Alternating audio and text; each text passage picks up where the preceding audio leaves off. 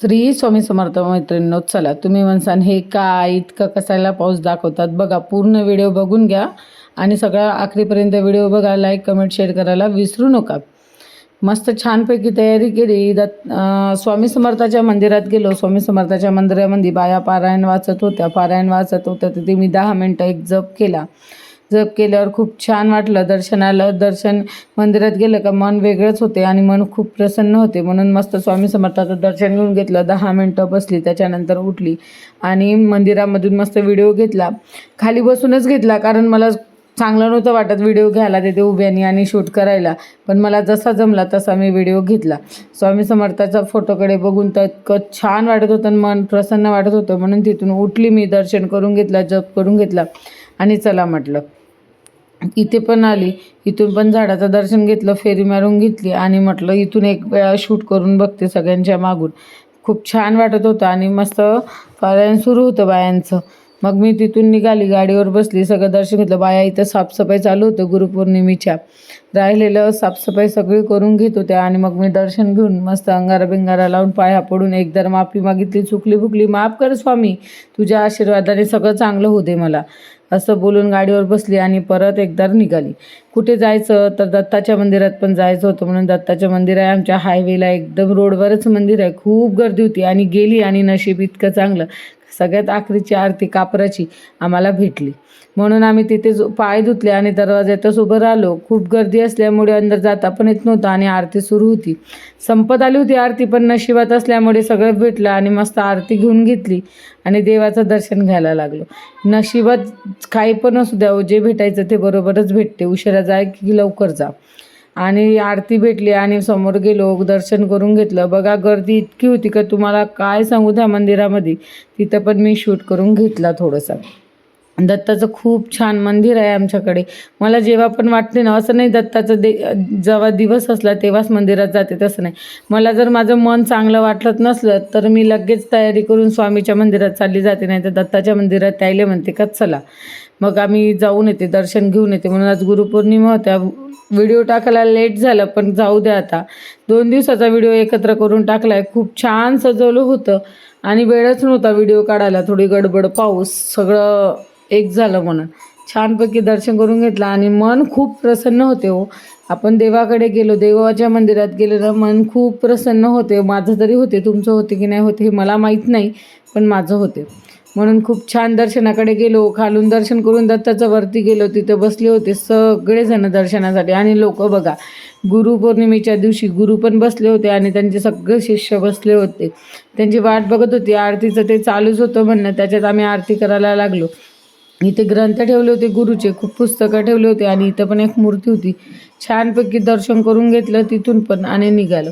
तिथे पण मी सगळेजणी बाया बसल्या होत्या. तिथे मी 10 मिनटं बसून बाहेर निघाली. छान दर्शन करून घेतलं बघा.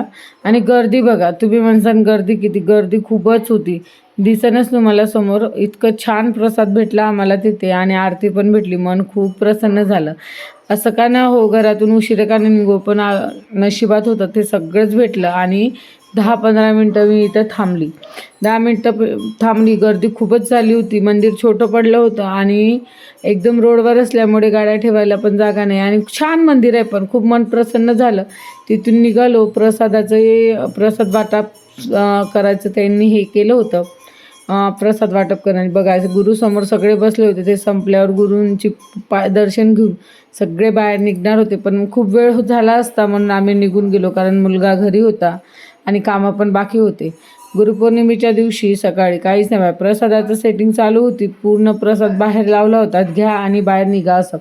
मंदिरात गर्दी खूप होत होती, त्याच्यासाठी बाहेर निघालो. छानपैकी बाहेर निघाल्यावर अजून चालूच होतं. आणि इथे बघा, गर्दी बनवू नका. मस्त आम्ही दर्शन घेऊन बाहेर निघालो. मंदिरात परत एकदा देवाकडे बघून एक फोटो काढला.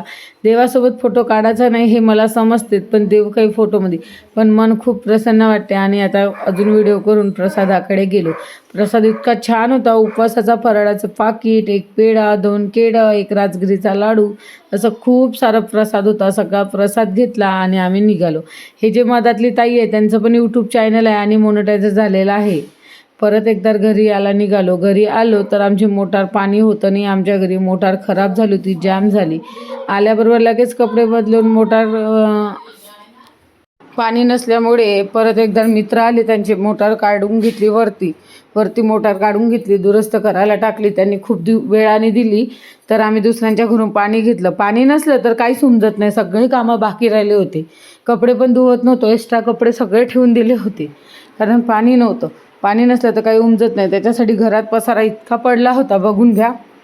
घरात पसारला जागोजागी बादल्या, कारण पाणी नसल्यामुळे मूड होतं नाही काम करायचं. आणि सगळं शाळेचे कपडे एक साईडनं, धुतलेले कपडे एक साईडनं, धुवाचे कपडे एक साईडनं, असं करून मोटार दुरुस्त करून आणली. मोटार टाकली आणि सिमेंट लावून तिला पॅक करून घेतलं ना. माझी पुतणी असं काही बनवते, जर लागत असेल तर नक्की सांगा व्हिडिओमध्ये. परत एकदा इतका जोरात पाऊस आला, बरं झालं ते पॅक करून घेतलं. आणि परत एकदा इतका जोरात पाऊस आला, तुम्हाला काय सांगू. ते बोलले चल सकाळी आपण जाऊ तापी नदीवर, नदीला पूर बघायला. गाडीवर असं करून पन्नीमध्ये मोबाईल घेऊन आलो, पण इतकी हवा होती का आम्हाला व्हिडिओच काढता आला नाही. पण जितकं जमलं तितकं तरी काढलं. अख्ख्या हायवेवर उभं राहून नदीचा व्हिडिओ करून घेतला आणि मोबाईल ओलाच झाला. बघा आमच्या तापी नदीला पूर आला आहे. अक्षरशः इतकं नदीला पाणी आलं का पाहून दंग वाटत होतं. मला तर डायरेक्ट भीती वाटत होती, तुम्हाला काय सांगू. खूपच पाणी होतं. आणि याच्यानंतर संध्याकाळी तर खूपच होतं पाणी ना. आमच्या घरामध्ये पाहता पाहता आमचं कंपाऊंड पूर्ण भरलं आणि आमची ते मोटार ओली झाली. बरं झालं त्याच्यावर 1-2 तास गेले होते आणि सिमेंट थोडंसं पक्कं झालं होतं.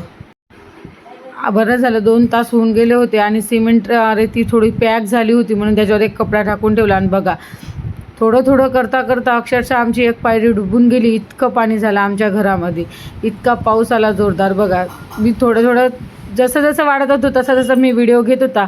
आणि व्हिडिओ आवडला असेल तर नक्की सांगा कमेंटमध्ये जाऊन कसा झाला कसा नाही. आणि स्वामीचं दर्शन घेतल्यावर तुम्हाला कसं वाटलं नक्की सांगा.